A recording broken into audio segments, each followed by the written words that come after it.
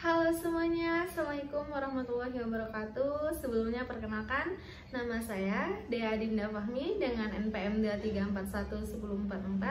Saya dari program studi S1 Manajemen kelas 23C. Nah, di video kali ini saya akan menjelaskan materi terkait sholat istikharah. Sebelumnya, apa sih yang dimaksud dengan sholat istikharah? Simak video berikut ini ya. Pengertian salat istikharah.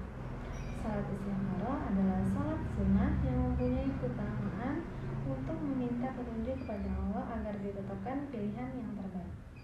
Salat ini sangat penting untuk dilaksanakan karena manusia adalah makhluk yang lemah dan sangat butuh pertolongan Allah dalam setiap urusannya. Setinggi apapun ilmu yang dimiliki, manusia tidak akan mengetahui manakah kejadian yang baik dan buruk pada masa yang akan datang. Seorang muslim sangat yakin dan tidak ada keraguan sedikit pun bahwa yang mengatur segala urusan adalah Allah Ta'ala. Dialah yang menakdirkan dan menentukan segala sesuatu sesuai yang Dia kehendaki pada hambanya. Allah Ta'ala berfirman, dan Rabbmu menciptakan apa yang Dia kehendaki dan memilikinya. Sekali-kali tidak ada pilihan bagi mereka. Maha suci Allah dan maha tinggi dari apa yang mereka persekutukan. Dan Tuhanmu mengetahui apa yang disembunyikan dalam dada mereka dan apa yang mereka nyatakan. Dan Dialah Allah, tidak ada Rabb yang berhak disembah melainkan Dia. Baginya lah segala puji di dunia dan di akhirat, dan baginya lah segala penentu, dan hanya kepadanya lah kamu dikembalikan.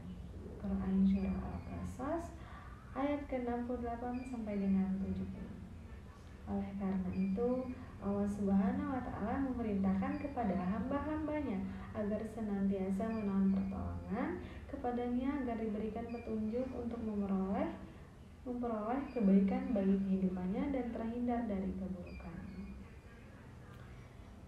Dasar hukum sholat istikharah. Tuntunan sholat istikharah didasarkan pada hadis yang bersumber dari sahabat Jabir bin Abdullah radhiyallahu anha. Dia berkata, Rasulullah SAW mengajarkan kami sholat istikharah dalam setiap perkara atau urusan yang kami hadapi, sebagaimana beliau mengajarkan kami suatu surat dari Al-Quran.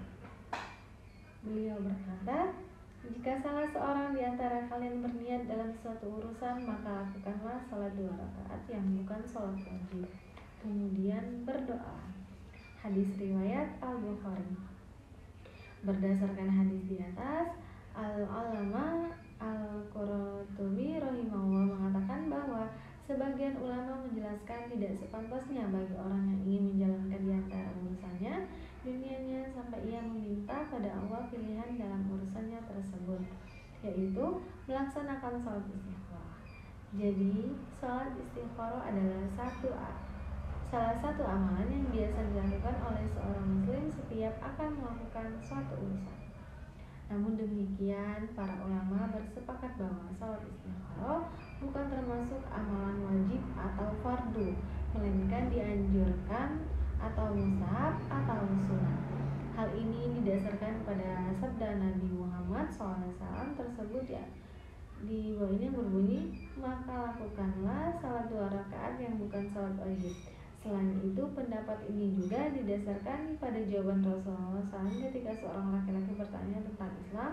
Beliau SAW menjawab, salat 5 waktu sehari semalam. Lalu ia ditanyakan pada Nabi SAW, apakah aku memiliki kewajiban sholat lainnya? Nabi SAW pun menjawab, tidak ada, kecuali jika engkau ingin menambah dengan sholat sunnah. Hadis riwayat Bukhari dan Muslim. Berikutnya adalah tata cara sholat istikharah. Yang pertama itu membaca niat sholat istikharah. Niat sholat istikharah dibaca sebelum takbir secara lisan serta dilafalkan dalam hati. Saat mengucapkan takbiratul ihram, bacaan niatnya yaitu usolli sunnatal istikharati rakaataini mustaqbilal kiblati ad'an lillahi ta'ala.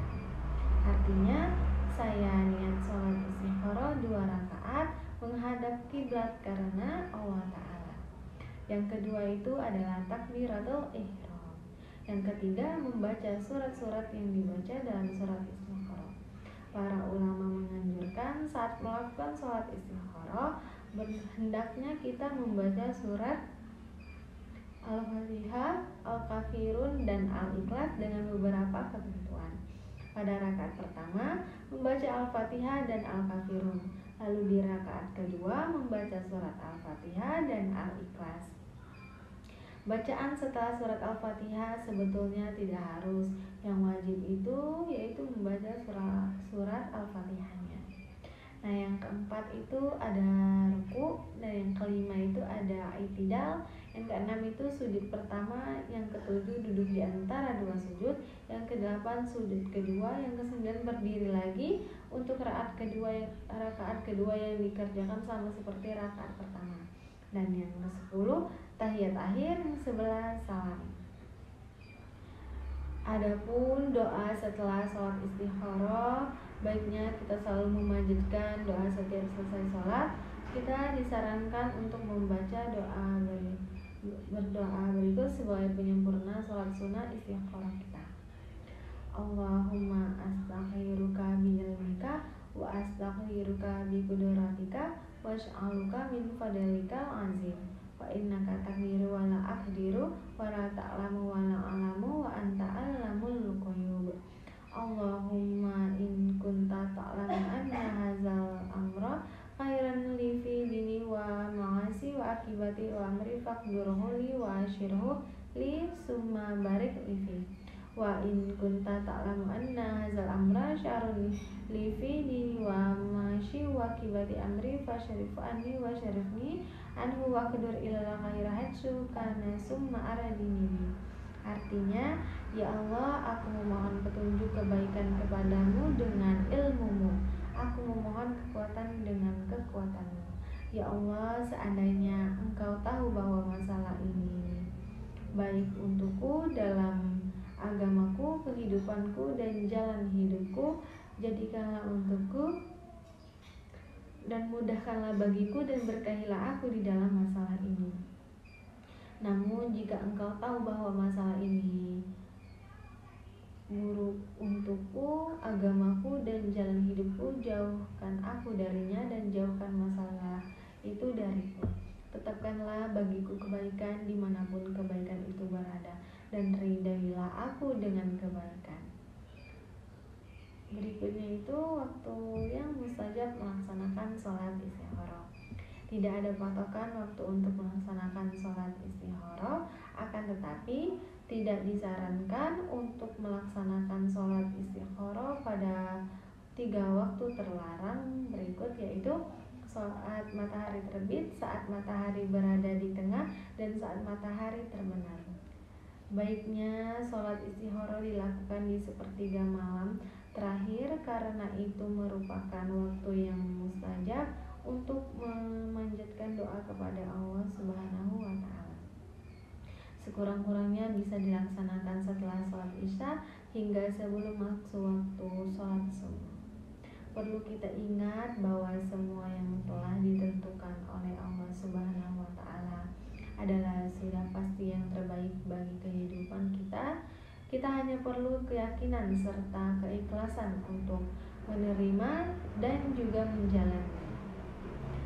Demikian adalah tuntunan sholat istighara beserta niat, doa, dan waktu yang mustajab melaksanakannya.